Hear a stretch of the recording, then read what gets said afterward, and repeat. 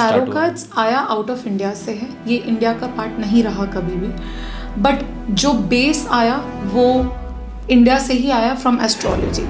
अगर हम एक बहुत लेम लैंग्वेज में बात करें तो लोग पुशअप्स करते हैं, लेकिन वो आया तो हनुमान दंड से ही है। अगर हम लोग बात करें तो 2026 कैसा रहने वाला है, क्योंकि तो मैं 2026 को 3 डिफरेंट टैरो कार्ड्स से एक्सप्लेन करना चाहूँगी, विच इज़ अगेन सारे नंबर 1 के कार्ड्स हैं। Let us talk about first card जो मैजिशियन का कार्ड है। अगर आप देखेंगे इट सेज मेंटेन। मेरे को लगता है कि अभी जो जेनजी है तो उनका मैं ये पूछना चाहूँगा कि बेसिकली उनके क्या क्वेश्चन है आज की डेट में। बहुत अकेलापन है जेनजीज में, they want relationships, they want people to be around, and emotionally disbalance होने के कारण ये बहुत ज़्यादा रिलेशनशिप्स हॉप भी कर रहे हैं। तो सबसे पहली चीज़ मुझे जो जेनजीज में करनी पड़ रही है उनकी क्लिनजिंग। ट्रेडर्स के लिए 2026 कैसा रहने वाला है? ओके, तो मैं ये निकालती हूँ, क्या आपको रिस्क लेना चाहिए या you should play very safe. Okay, it says एक हम लोग कार्ड देखते हैं जिसमें हम मोदी जी का देखते हैं कि राइट कि मोदी जी ओवरऑल जो जितने भी अभी टर्म्स बचे हुए उनके वो कैसा जाने वाला है। वेलकम टू द अंकुश बेरा शो गाइस। आज का जो पॉडकास्ट है बहुत ही ज़्यादा इंटरेस्टिंग होने वाला है, क्योंकि इस पॉडकास्ट में हम कवर अप करने वाले टैरो को। इसके पहले पॉडकास्ट में हमने न्यूमरोलॉजी को कवर अप किया था, जिसमें काफ़ी अच्छा आप लोग का लव मिला था।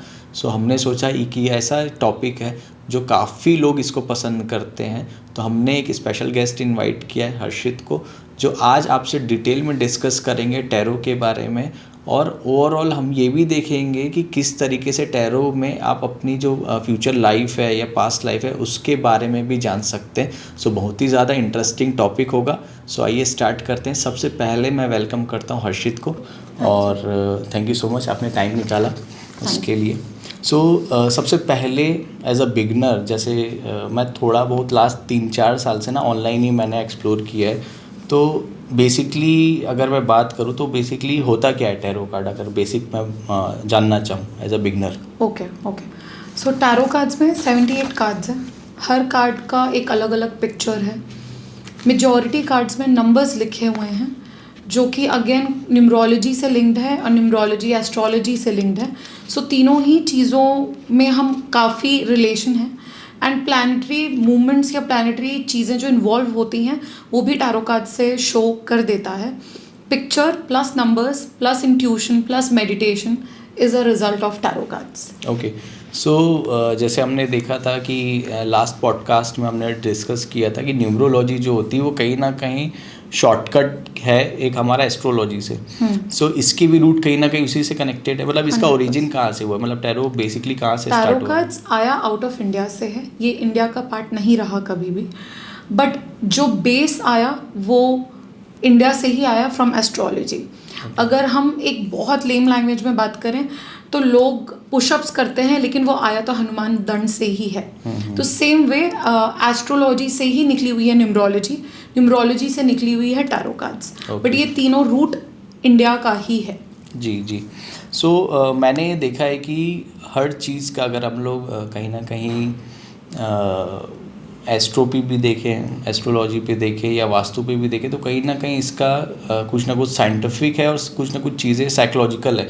जैसे मैं अपना एक्सपीरियंस बताता हूँ कि जब भी मैंने देखा है तो उसमें कुछ ना कुछ मुझे ये बताता है कि हाँ, आपको एक तरीके से मोल्ड करता है पॉजिटिव चीज़ों पे, या कहीं ना कहीं आपका जो साइकोलॉजी है, माइंडसेट है, उसको कहीं ना कहीं पॉजिटिव बताता है। जैसे फॉर एग्जांपल किसी का डेथ कार्ड आ गया तो उसको मेरे हिसाब से ये बोला जाता है कि हाँ ठीक है, कुछ न्यू चीज़ का बिगनिंग है, राइट। तो वो कैसे आप कोरिलेट करते हैं उसको? ओके, सो जैसे आपने एक एग्जांपल दिया डेथ कार्ड का, मैं वहीं पे स्टिक रहती हूँ। डेथ हम हरदम कंसिडर करते हैं कि it is and, but actually ये एंड है, बट एक ट्रांसफॉर्मेशन है टूवर्ड्स अ न्यू फेज। अंत शरीर का जैसे हो रहा होता है, बट उस सोल की एक न्यू बिगनिंग होती है किसी और शरीर में। इन द सेम वे जब डेथ कार्ड आता है तो एक सिचुएशन की एंड है, एक सिचुएशन की डेथ है, बट एक न्यू सिचुएशन की बिगनिंग है। Death are not always acceptable as humans, but उस चीज़ का अंत होना ज़रूरी है ताकि उसकी कहीं ना कहीं दूसरी नई शुरुआत हो सके। इसलिए शुरुआत हम कभी भी गलत नहीं बोल सकते हैं, इसलिए डेथ कार्ड का जो एक्चुअल मीनिंग है वो पॉजिटिव ही है। जैसे आपने बताया कि इतने सारे कार्ड्स हैं, तो उसमें भी कोई ऐसे कार्ड्स हैं जो बहुत ही ज़्यादा इम्पोर्टेंस रखते हैं?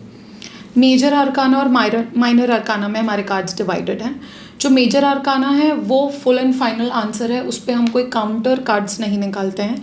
माइनर आर्काना में हाँ हम निकालते हैं। फॉर एग्जांपल जैसे हम लोग देखें, फॉर एग्जांपल जैसे आपने जो डेथ का कार्ड बोला, ये डेस्टिनी कॉलिंग कार्ड्स हैं। हम मेजर आर्कानाज में हम मेडिटेशंस करते हैं, वेयर एज माइनर में हम नहीं करते हैं। मेजर सेज आपकी ये डेस्टिनी कॉलिंग आ रही है। मेजर को हम न्यूमरोलॉजी से भी ज़्यादातर रिलेट करते हैं। मेजर में हम मेडिटेशंस करते हैं, हम अगर स्पेल्स कास्ट करने हैं तो भी हम मेजर आर्कानाज में करते हैं। मेजर आर्कानाज को हम एनर्जाइज करके as a tool, as a remedy भी यूज़ करते हैं। तो ये डिफरेंस है मेजर और माइनर में। सो आपको ऑलमोस्ट कितने साल हो गए, मतलब आपका कैसे स्टार्ट आया इसमें, आपका इंटरेस्ट कैसे आया इसमें? 2009 में मैं रैंडमली किसी टैरो कार्ड रीडर के पास गई थी। देन 2011, देन 2014, और 14 में जब मैं गई तो मेरे को मन किया, बहुत इच्छा हुई सीखने की। आउट ऑफ पैशन लर्न किया था अक्टूबर 2014 में, and then it continued as a passion for 3 years। 2017 में मैंने प्रोफेशनली स्टार्ट किया। सो प्रैक्टिस पे 11 years हो चुके हैं करते हुए। ग्रेट। सो ओवरऑल आपको 11 years का एक्सपीरियंस है, तो सबसे अगर हम लोग बात करें अभी जो इन जनरल सब यही बात करते हैं कि उनकी मैरिज को लेके या उनकी लव लाइफ को लेके, सो कॉमन क्या क्वेश्चंस आते हैं आपको इन जनरल अगर हम लोग बात करें तो? लव मैरिज होगी नहीं होगी, अरेंज होगी, पेरेंट्स मानेंगे नहीं मानेंगे, अगर वो लव में इन्वॉल्व हैं तो एक बहुत मेजर क्वेश्चंस जो आते हैं। And the best part is love marriages वाले अभी तक जितने मेरे पास आए हैं एज अ क्लाइंटल, 90 to 95% वो टर्न आउट हुए हैं, उनकी मैरिजेस हुई हैं with right remedies and with right amount of guidance जो हमको मिला है। तो हाँ, लव मैरिजेस में मेरा एक बोल सकते हैं बहुत अच्छा फोटे है। Okay, great. सो किसी को भी लव मैरिज करनी है तो प्लीज़ कॉन्टैक्ट। सो इसमें जैसे आप बता रहे हैं कि अभी तक मेरे को ये था कि यस, जब हम रीडिंग कर रहे हैं, right, so reading is one part, उसकी रेमेडीज़ भी अवेलेबल है? हाँ जी। सो कार्ड्स में प्रैक्टिकल रेमेडीज़ भी अवेलेबल हैं। कार्ड्स में नंबर्स हैं तो नंबर्स को हम प्लैनेट से रिलेट करके उनको वो भी रेमेडी देते हैं। अगर वो ओपन है टूवर्ड्स पाठ पूजा मंत्र जाप, नहीं तो फिर डोनेशंस पे तो मैं मैंडेटरी डालती हूँ, बिकॉज हमारे पास इतना है, हम सक्षम हैं कि हम नीडीज़ को हेल्प आउट कर सकें। तो एज़ पर द नीड मैं उनको वैसे डोनेशंस पे डाल देती हूँ। सो इन जनरल अगर हम लोग बात करें तो 2026 कैसा रहने वाला है? क्योंकि जहाँ पे भी हम लोग देख रहे हैं या हमने एस्ट्रो के पॉडकास्ट में भी ये डिस्कस किया था कि 2026 जो नंबर 1 है, राइट, नंबर 1 और नंबर 0 दोनों एक साथ आ रहा है। तो मैंने ये भी सुना कि बहुत ज़्यादा ऑन एंड ऑफ भी रहने वाला है ये ईयर, और प्लस सन का है ईयर, और समथिंग कोई बिगनिंग है, न्यू बिगनिंग है। तो जो लोग नया स्टार्ट कर रहे हैं, कई लोग, ये भी मैंने सुना है कि कई लोग के जो लोग डिले करते आ रहे थे चीज़ों को, तो वो एग्जीक्यूशन का टाइम है। तो ओवरऑल कैसा लगता है आपको? ओके, तो मैं 2026 को 3 डिफरेंट टैरो कार्ड्स से एक्सप्लेन करना चाहूँगी, विच इज़ अगेन सारे नंबर 1 के कार्ड्स हैं। Let us talk about first card जो मैजिशियन का कार्ड है। अगर आप देखेंगे इट सेज मेंटेन बैलेंस, एक हाथ ऊपर है एक हाथ नीचे है, विच क्लियरली मीन्स कि इंसान को अपने हार्डवर्क पे भी और ऊपर वाले पे भी दोनों पे भरोसा करने की ज़रूरत है। इस चीज़ को स्टेबिलिटी मेंटेन करने की ज़रूरत है। हम बहुत ज़्यादा कई बार ईगो में आ जाते हैं, कई बार हम बहुत ज़्यादा अपने आप को चीज़ समझने लग जाते हैं, बिकॉज हम जब बहुत फ्लरिश कर रहे होते हैं तो ये थॉट्स बाय डिफॉल्ट आते हैं। Maintain balance this year, the best thing जो आपको कर लेनी चाहिए फॉर श्योर। सेकेंड, अगर हम टैरो कार्ड्स की बात करें तो द व्हील ऑफ फॉर्च्यून का कार्ड है। इफ़ यू सी, व्हील है and there are different sources जो आपको कुछ ना कुछ सिखाना चाह रहे हैं, डिफरेंट सोर्सेस जो आपको कुछ ना कुछ बताना चाह रहे हैं, एंड बीच में टैरो लिखा हुआ है इस व्हील ऑफ फॉर्च्यून के कार्ड में, विच सेज इस साल डिफरेंट सोर्स आएंगे, डिफरेंट पीपल आएंगे, किसी भी तरीके से आ सकते हैं। वो आपके बॉस के तरीके से, आपके घर वालों के तरीके से, फ्रेंड्स के तरीके से, जो आपको एक बेटर इंसान बनाएगा, आपको डिफरेंट लर्निंग्स दे के जाएगा, आपको एक वो सीख दे के जाएगा जो आप अभी तक नहीं कर पा रहे थे, आप बहुत ज़्यादा कंफर्टेबल पोजीशन पे थे। Okay this card also says कि अगर आपको नीड हो, take help of tarot cards, take help of somebody whom you can consult, और जो आपको बायस्ड डिसीजंस ना दे, आपको वो क्लियर डिसीजंस दे जो आपको एक्चुअली करना चाहिए. And the third most important card, the sun का कार्ड, जो हम बात कर रहे हैं, सूर्य का साल है, सूर्य का साल है, ये 19 का कार्ड है, सूर्य का साल है, where a child is sitting in the horse and वो रेड फ्लैग कैरी कर रहा है. Flags were used for some good news. लोग हॉर्स में बैठते थे, फ्लैग कैरी करते थे जब हम किसी ना किसी कुछ गुड न्यूज़ की तरफ मूव कर रहे होते थे. 19 नंबर का कार्ड है, सूर्य और मंगल साथ में आया है. सो ये साल ये भी है कि आप जो सोच रहे हैं उसका सही एक्शंस लीजिए. There will be good news which will definitely come in. तो ये गाइडेंस लोगों को डेफिनेटली फॉलो करनी चाहिए. Not only just one thing कि हम सिर्फ सूर्य तक रुकें, एक्शंस लेना भी ज़रूरी है इन द राइट वे, जो भी आप अपने लाइफ में अचीव करना चाहते हैं. बैलेंस रखना पड़ेगा आपको, प्लस आपको कहीं ना कहीं कंफर्ट जोन से बाहर आना चाहिए और लोगों की हेल्प डेफिनेटली लेनी पड़ेगी. और फाइनली अगर मैं बात करूं तो ये कैसे हमने कनेक्ट किया कि 19 जो नंबर है, राइट, सो वो दोनों है कैसे, मून एंड सन दोनों कैसे है इसमें? Sorry, 19 is 1 and 9. 1 इज सूर्य, 9 इज मंगल. तो सूर्य और मंगल, फिर हम 1 और 9 को ऐड करेंगे तो इज इक्वल्स टू 1. तो सूर्य और मंगल साथ में आएंगे. तो इस साल आप सही सोच रखेंगे विच इज सूर्य. एक्शन लेने का काम मंगल का है. तो वो मंगल आपको एक्शन लेके आएगा and ultimately is 1 which is ultimately you will sit in the throne like a son, like a king. Okay, great. Yes. Great. So in general अगर मैं बात करूँ तो हमने ये भी देखा है कि शनि को लेके, राइट, एक जैसे कई लोग ये बात करते हैं कि यार मेरा शनि की तो 7.5 ही चल रही है, तो बहुत ही ज़्यादा शनि को कहीं ना कहीं एक तरीके से डोमिनेटिंग बताया है, निगेटिव थोड़ा सा बोल सकते हैं हम लोग उस साइड में. सो अगर आपकी स्टडी या आपके नॉलेज के हिसाब से देखें तो आप कैसे उसको देखते हैं? मेरे पास काफ़ी क्लाइंट्स आए जिनको तो पता भी नहीं था कि उनकी 7.5 ही चल रही है. बहुत सारे क्लाइंट्स ऐसे भी आए जिनको पता था उनकी 7.5 ही चल रही है और वो बहुत डरे हुए थे. 7.5 ही चल रही है, ये हो जाएगा, वो हो जाएगा, मेरी लाइफ में कुछ अच्छा नहीं होना है. आई विल टेल यू, अगर आपकी लाइफ में 7.5 नहीं आ रही है, यू विल नेवर ट्रांसफॉर्म. क्योंकि शनि देव हमारे कर्म सही करते हैं, आपको एक बेटर इंसान बना देते हैं. अगर जो इंसान 7.5 से पहले मे बी वो पर्सन बिल्कुल रिस्पॉन्सिबिलिटी नहीं ले रहा था, अपनी लाइफ को सिर्फ मौज मस्ती में काट रहा था, द मोमेंट शनि अराइव्स उसको विद टाइम रियलाइजेशन हो जाता है उस पर्सन को कि मेरे पास बहुत सारी रिस्पॉन्सिबिलिटीज़ हैं as a son, as a husband और वॉट एवर रिलेशंस. वो अपनी लाइफ को बहुत सीरियसली लेने लग जाता है एंड देन फोकस और बढ़ जाता है एंड बाय डिफ़ॉल्ट उसके कार्मिक लेसन्स बेटर हो जाते हैं. तो शनि आपको एक बेटर इंसान बनाता है because Shani is said to be the principal of the school. जैसे प्रिंसिपल बहुत स्ट्रिक्ट होते हैं, छड़ी लेके खड़े होते थे पहले, अब तो नहीं, बट बहुत स्ट्रिक्ट होते हैं. वैसे ही शनि बहुत स्ट्रिक्ट है कि अगर आप सही से नहीं सुधरे तो फिर उनको पता है कि क्या उठा पटक करनी है और आपको सुधारना है. तो आप खुद ही सुधर जाइए, शनि ने कुछ करना ही नहीं है. And Shanidev always gives you जितना आपको चाहिए, उससे ज़्यादा शनिदेव दे के जाते हैं. तो वो आपका पेशेंस बस चेक करेंगे, उसके अलावा कुछ नहीं. Just be consistent. तो लोगों को डर जो है वो हटाना बहुत ज़रूरी है. राइट. क्योंकि मैंने भी देखा है कि 7.5 ही चल रही है और लोगों को एक बहुत ही ज़्यादा रहता है कि यार ये जल्दी से जल्दी मेरी ख़त्म हो जाए तो मेरी लाइफ शॉर्टेड होगी. और कुछ भी अगर थोड़ा सा भी ऊपर नीचे होता है लाइफ में तो हम कहीं ना कहीं वो चीज़ उसे कनेक्ट करते हैं, राइट. सो डेफिनेटली तो अगर 7.5 किसी की चल रही है तो उसके लिए भी कुछ स्पेसिफिक एक या दो कुछ रेमेडीज़ हैं. ओके, तो मैं कहीं और दूर नहीं जाती. मैं 7.5 के सेकेंड फेज में हूँ. I came to Raipur in the first phase of 7.5. I grew more in the first phase of 7.5. इस बीच में मैंने अपने आप को एक्सपैंड किया एज अ कॉस्मिक देवीज़, जहाँ पे मैं खुद लोगों को सिखा रही हूँ और मैं लोगों को साथ में हम मिलके ग्रो कर सकें. मैं नए प्लेटफॉर्म्स ज्वाइन की where I can grow.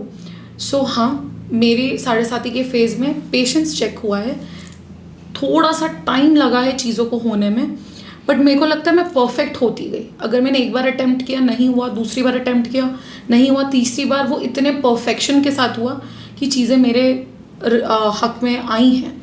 So I think it is only patience and consistent and Shanidev will make you more better person. तो जहाँ पे आप अच्छे नहीं हो वहाँ पे कंटिन्यू हैमरिंग आएगी कि आपको और एक बेटर इंसान बना सके. I am in my second phase of साढ़े साथी एंड पिछले 2.5-3 साल बहुत अच्छे भी गए हैं, बहुत लेसन्स भी लर्न किए हैं. Nothing to be worried about majorly. Consistent रहिए, अपने कर्म बहुत क्लीन रखने की कोशिश करिए. अनजाने में तो हम हर्ट कर ही जाते हैं लोगों को, जाने में जानबूझ के हर्ट मत करिए.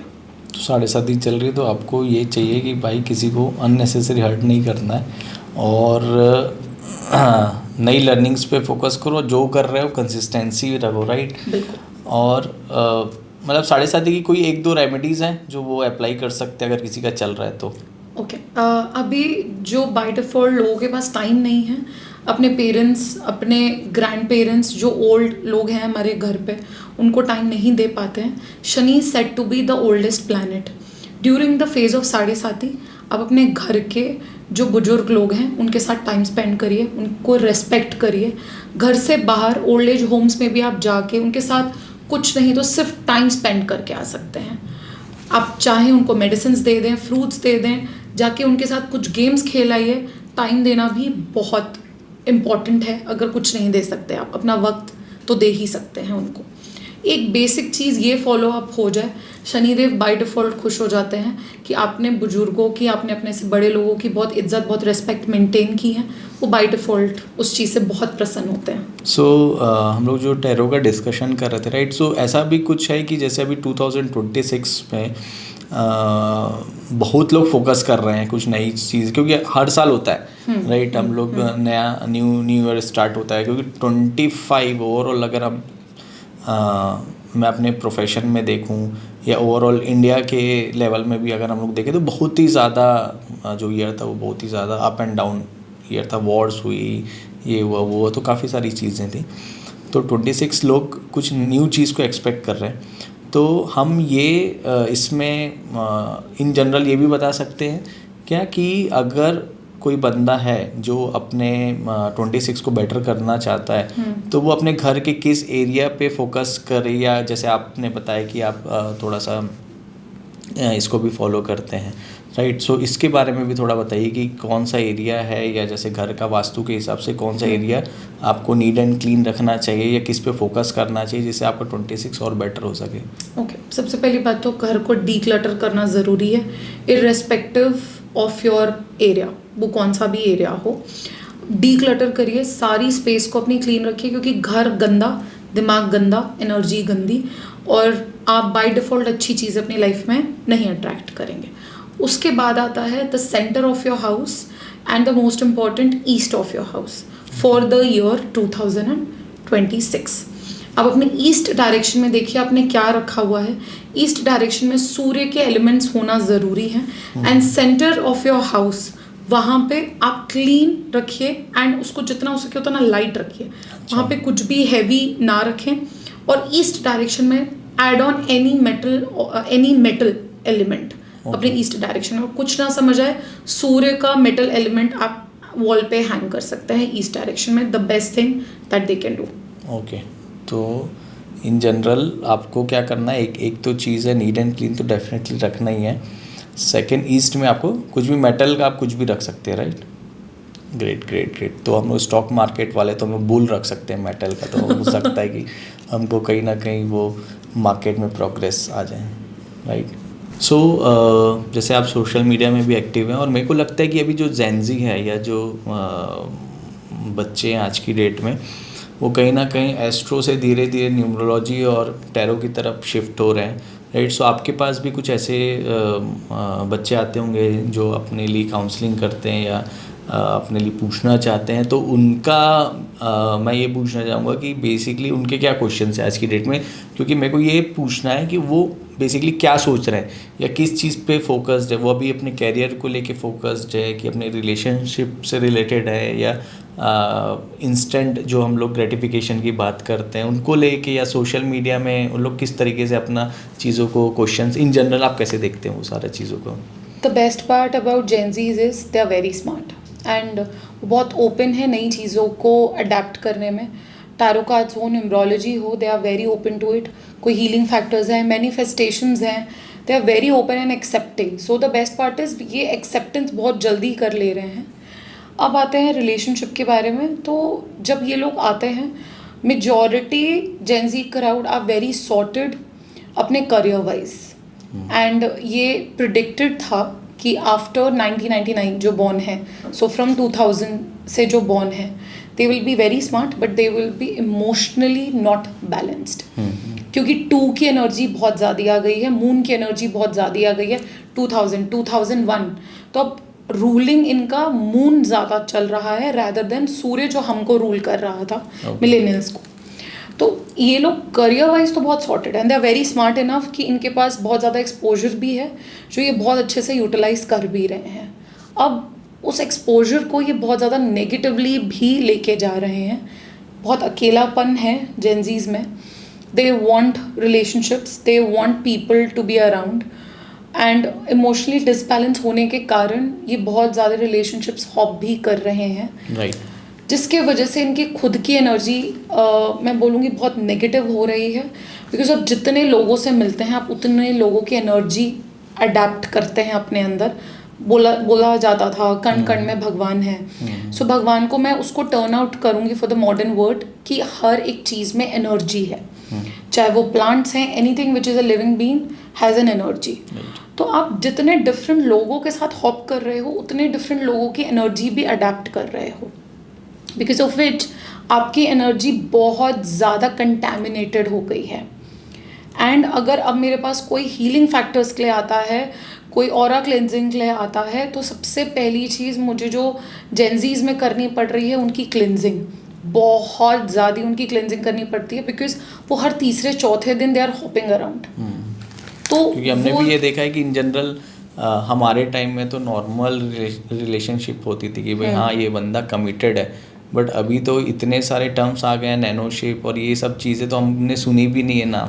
राइट. सो ये एक रीज़न है इनका कि बिल्कुल 100%. एंड मैं स्पेशली जेनजीज को ये चीज़ चाहती हूँ वो समझें. और जब आते भी हैं या ऐसे पेरेंट्स आते हैं तो भी मैं उनको यही चीज़ समझाती हूँ कि उनको नॉलेज ऑफ इंटरकोर्स होना ज़रूरी है. बिकॉज आप जिनके साथ भी इंटरकोर्स कर रहे हो, सेक्सुअली एक्टिव हो रहे हो, आप उनकी एनर्जी भी ले रहे हो. इसीलिए it was said to be this thing was said to be very much spiritual thing. Right now it has become more of a pleasure. सिर्फ pleasure चाहिए, उसके लिए वो कहीं भी जा सकते हैं, कुछ भी कर सकते हैं.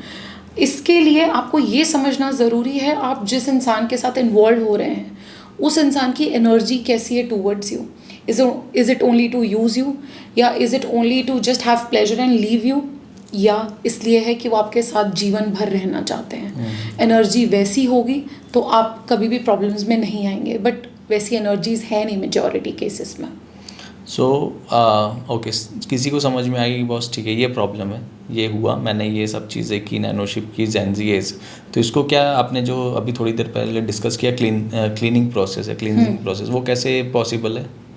ओके तो आपको उसके लिए मेरे से ही कांटेक्ट करना पड़ेगा. अच्छा. मुझे सामने वाले की परमिशन चाहिए होती है टू क्लेंस द ऑरा. मैं किसी के परमिशन के बिना, मैं क्या कोई भी प्रैक्टिशनर किसी के परमिशन के बिना ये नहीं कर सकता है. And same as what we say, जब आप किसी से मिलते हो आपका ऑरा बहुत अच्छा है, उससे मिलके मुझे बहुत अच्छा लगा, या उससे मिलके यार बहुत ऐसा लग रहा था जैसे एनर्जी ड्रेन आउट हो रही है. सो आपका ऑरा उतना स्ट्रॉन्ग होना चाहिए, आपके चक्रास उतने क्लीन होने चाहिए. तो बाय डिफ़ॉल्ट आप लोगों वैसे ही लोग अट्रैक्ट करते हो अपनी लाइफ में. तो अगर आपकी खुद की एनर्जीज अच्छी होंगी आप अच्छे ही लोग अट्रैक्ट करोगे अपनी लाइफ में. ओके. सो इन जनरल जितना भी हमने अभी तक पॉडकास्ट किया है या जितने लोगों को भी बुलाया ना, उसमें सब में एक चीज़ कॉमन है, मैनिफेस्टेशन.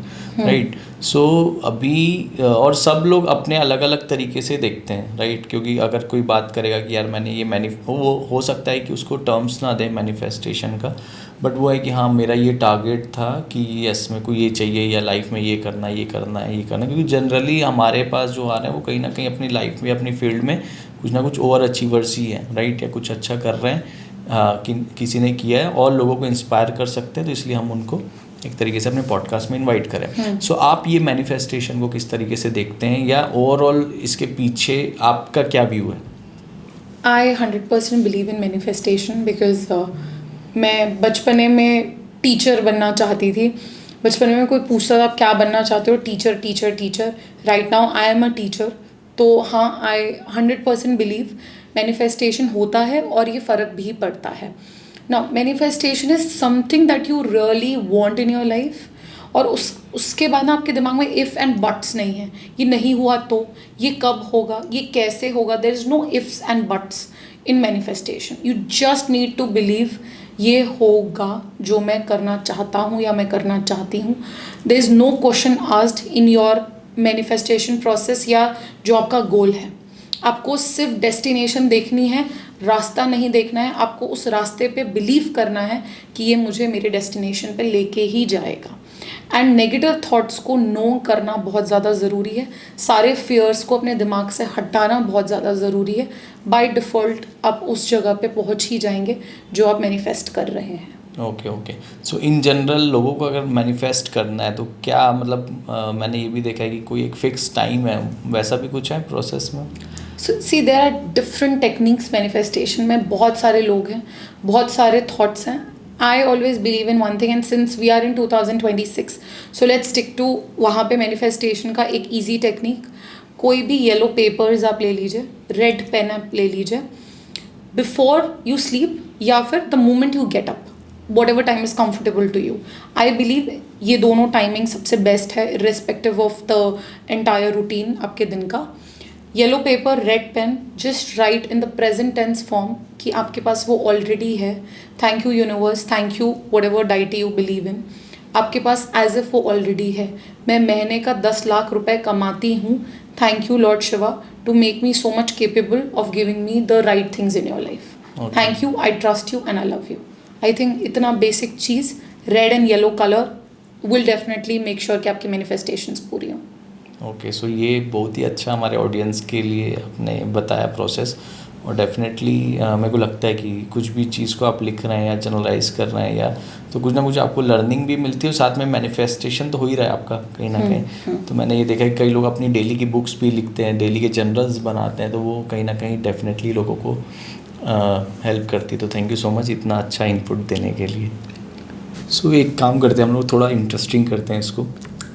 मेरी रीडिंग निकालते हैं in terms of mental, financial और थोड़ा सा हेल्थ को लेके।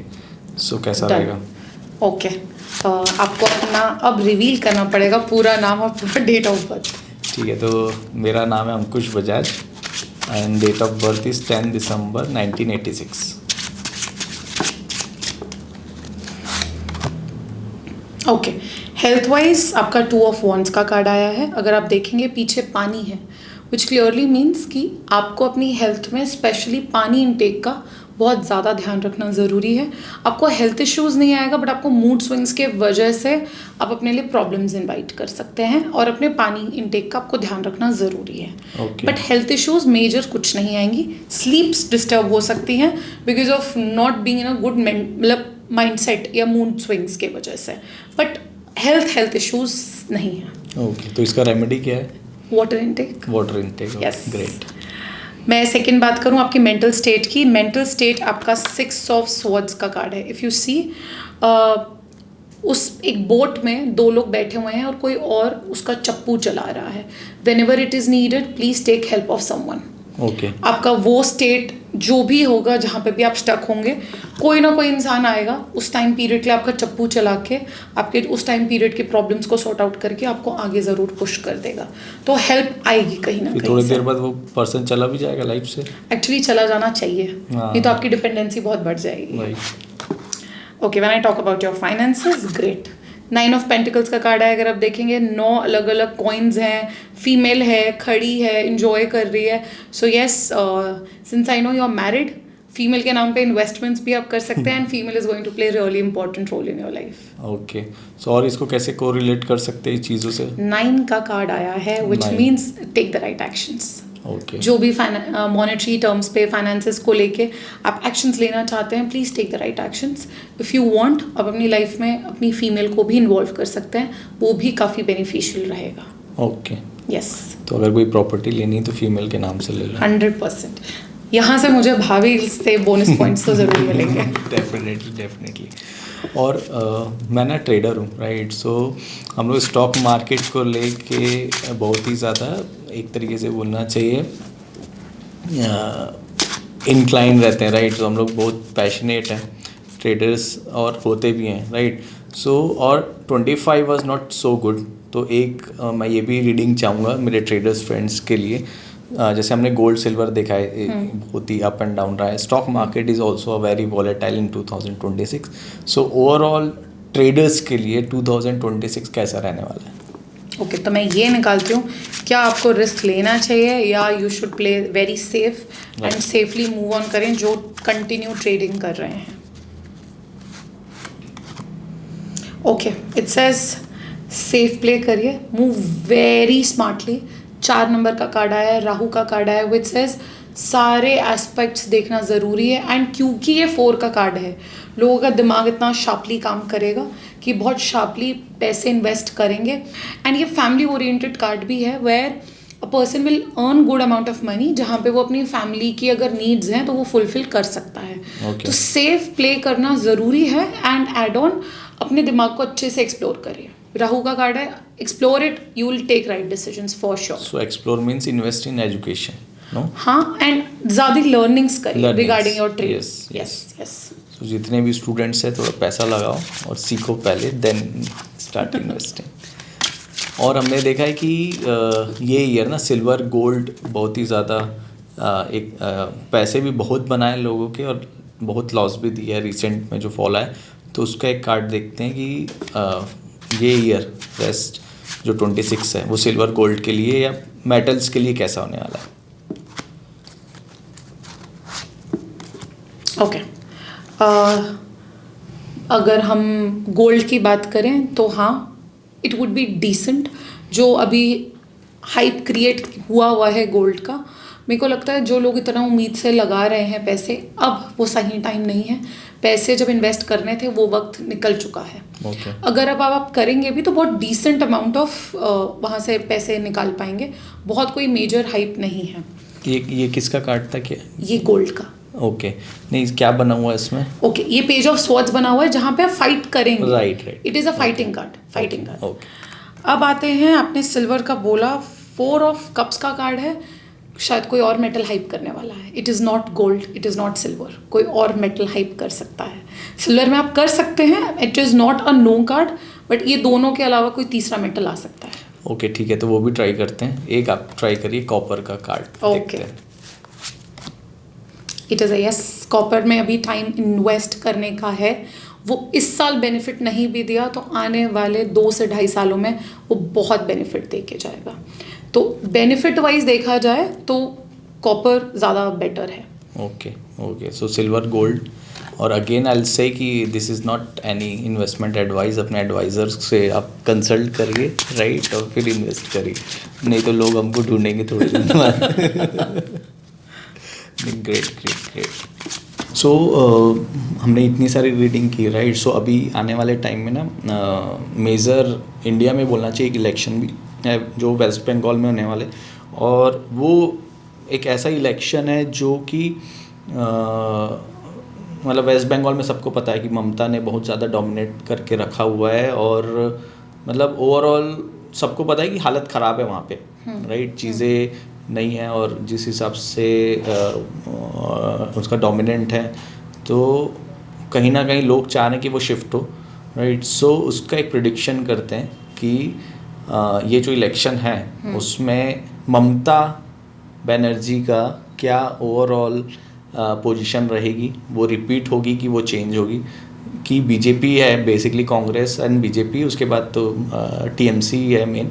सो टीएमसी क्या रिप्लेस हो सकता है बीजेपी से, इसके बारे में हम लोग एक कार्ड शफल करते हैं। बिल्कुल, तो पहले ममता बनर्जी का कार्ड दिखता है, फिर बीजेपी एंड देन कांग्रेस।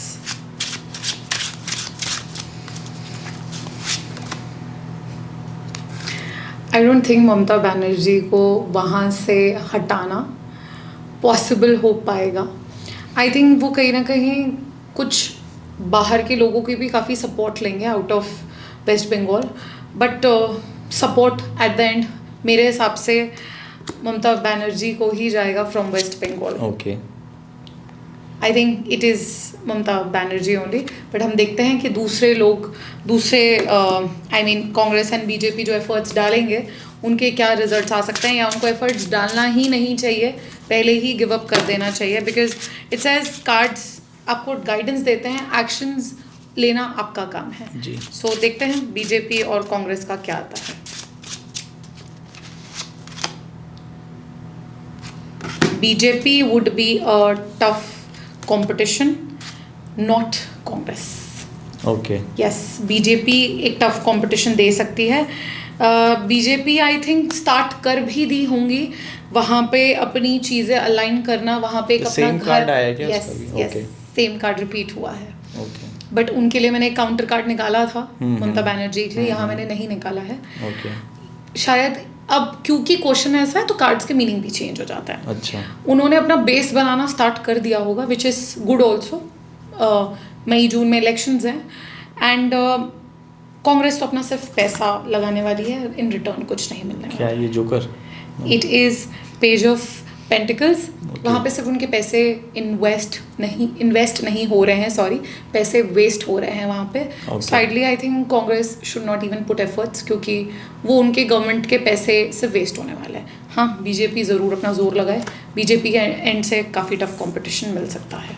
सो अगर हम लोग इन जनरल बात करें ना, हमने देखा है कि ट्रम्प, राइट, सो ट्रम्प को पता नहीं क्या ही चाहिए, हर बार इतना ज़्यादा उसका जो मेरे को लगता है सबसे ज़्यादा 1 और 0 का जो इम्पैक्ट है ना, उसको ही आ रहा है कि बहुत ही ज़्यादा ऊपर जाता है फिर नीचे आता है। हमने टैरिफ पे भी देखा था वो चीज़ कि 25, 50, 100, फिर फाइनली इंडिया कहीं ना कहीं विन किया और 18 पे कहीं ना कहीं उसने सेटल किया। तो मेरे को लगता है कि मोदी जी का कहीं ना कहीं इम्पैक्ट आया है चीज़ों को लेके। जैसे हम लोगों ने ओवरऑल वर्ल्ड में, जैसे हमारे पहले अगर हम लोग देखें तो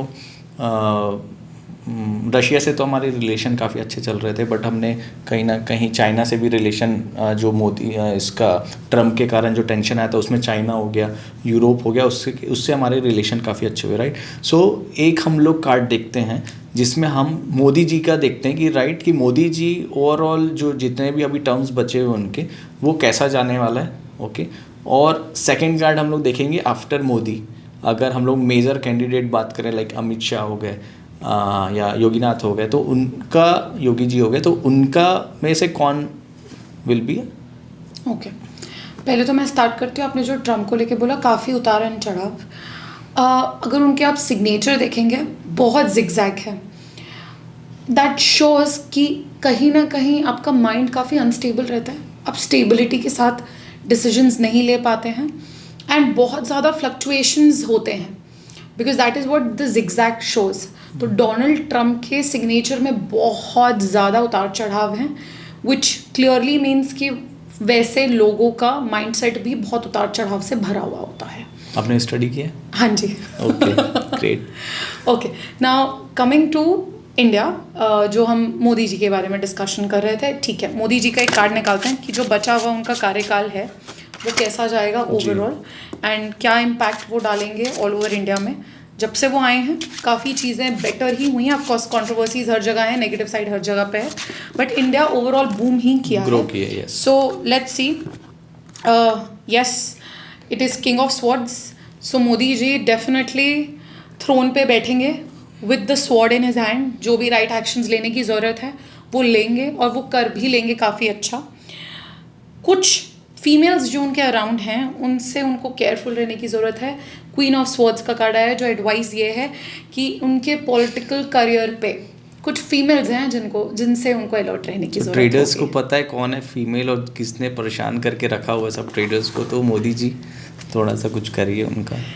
ओके, एंड नेक्स्ट जब हम अगर बात करें, आपने बोला नेक्स्ट कैंडिडेट कौन हो सकता है इंडिया के लिए, एक तो योगीनाथ है एंड सेकंड हमारे पास अमित शाह है। yes. अगर मैं इन दोनों की न्यूमरोलॉजिकली बात करूं तो न्यूमरोलॉजी ज़्यादा स्ट्रॉन्ग अमित शाह जी की है। ओके। वो कॉम्बिनेशन है 4 and 7 के, वेराज योगी जी कॉम्बिनेशन है 5 and 3 के, 53 and 47।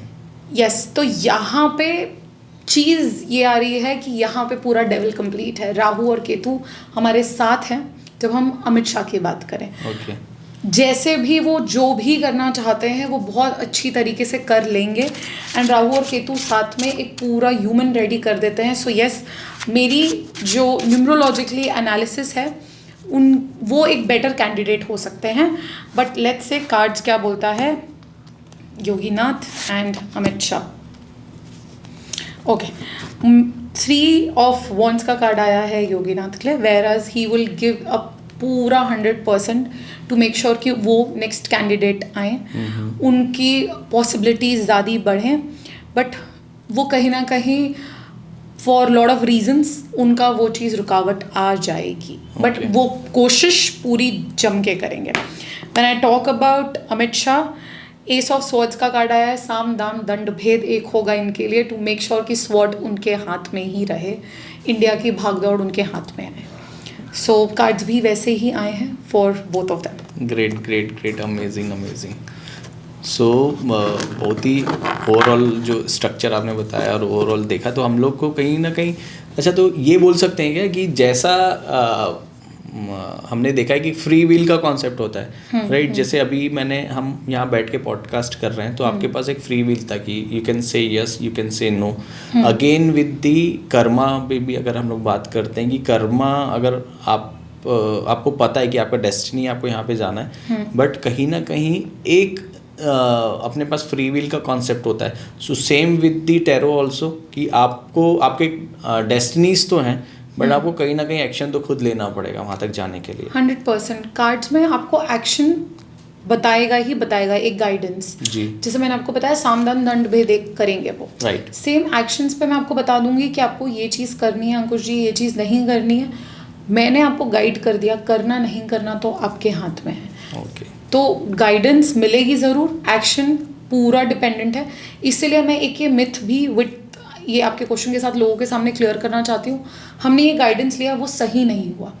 इसलिए सही नहीं हुआ क्योंकि उन्होंने जो आपको गाइडेंस दी कि आप ये करिए, आपने वो सही टाइम पे नहीं की या आपने किया ही नहीं। ओके, तो हमारा क्वेश्चन सामने वाले पे उठ जाता है कि उन्होंने ये प्रिडिक्शन किया बट वो सही नहीं हुआ। बट आप अपने अंदर भी तो देखिए कि क्या उन्होंने जो गाइडेंस दी आपने भी वो फॉलो की या नहीं, तब सामने वाले पे आप एलिगेशन उठाइए। Okay okay, great great, thank you so much. बहुत ही अमेजिंग, मज़ा आ गया आपके साथ डिस्कशन करके और बहुत ही ज़्यादा काफ़ी अच्छी लर्निंग रही और आपने टाइम निकाला उसके लिए थैंक यू सो मच। और हम एक्सपेक्ट करेंगे जब भी आपको टाइम मिले हमारे व्यूवर्स के लिए थोड़ा कुछ रेमेडीज़ बताइए और कुछ जो आप एक्टिव हैं ऑलरेडी सोशल मीडिया में, सो जो भी फॉलो करना चाहें आप कर सकते हैं। मैं आपको डिस्क्रिप्शन में लिंक शेयर कर दूँगा और मिलता हूँ मैं आपसे नेक्स्ट पॉडकास्ट में। Thank you so much. Thank you so much, thank you.